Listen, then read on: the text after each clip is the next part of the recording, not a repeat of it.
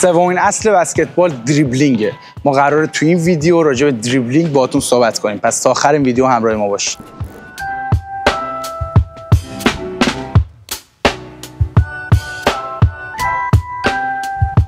من پدرام آشوری هستم. اینجا چنل یوتیوب نورس استریت باله. قراره راجع به سومین اصل بسکتبال در این ویدیو باهاتون صحبت کنم. سومین اصل بسکتبال همونطوری که بهتون گفتم دریبل زدنه. ما دو نوع دریبل کلی داریم. قبل از اینکه این دو نوع دریبل رو بهتون بگم، لطفاً چنل رو سابسکرایب کنید. اون زنگوله رو هم اگر فعال بکنید، ویدیوهایی که ما براتون میسازیم رو زودتر از بقیه میتونید ازش آگاه بشید و ببینینش. خب همونطوری که بهتون گفتم ما دو نوع دریبل کلی در بسکتبال داریم به اسم دریبل بلند و دریبل کوتاه که با توجه به شرایط و موقعیت بازی و زمین بسکتبال ما باید انتخاب کنیم که کدوم دریبل رو انجام بدیم. دریبل بلند همونجوری که از اسمش پیداست دریبلیه که در واقع ارتفاع بیشتری داره.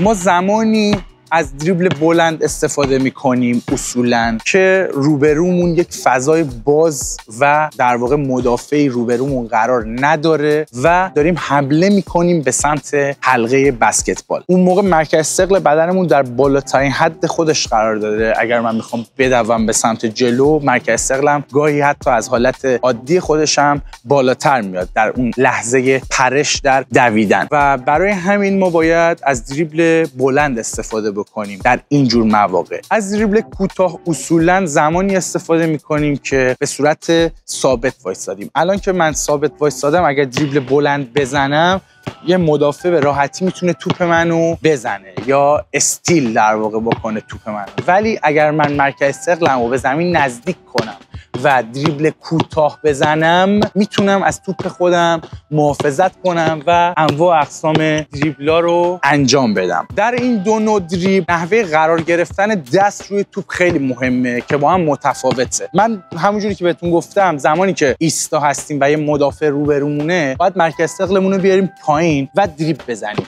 و همونطوری که میبینید دست من کاملا روی توپ قرار داره. از این نکته یادتون باشه که باید با انگشتانتون دریبل بزنید و با توپ نباید با کف دستتون زیاد تماس بگیره. این نکته حتما توی ذهنتون باشه.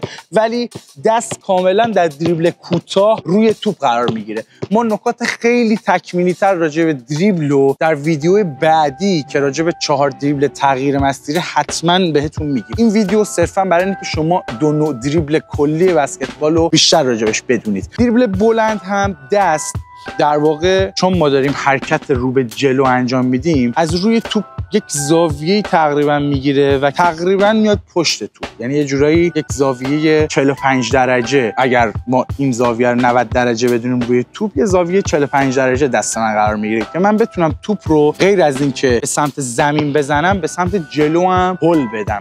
چون اگر من بخوام کاملا دستم روی توپ باشه، میزنم و خودم میرم و توپ جا میمونه.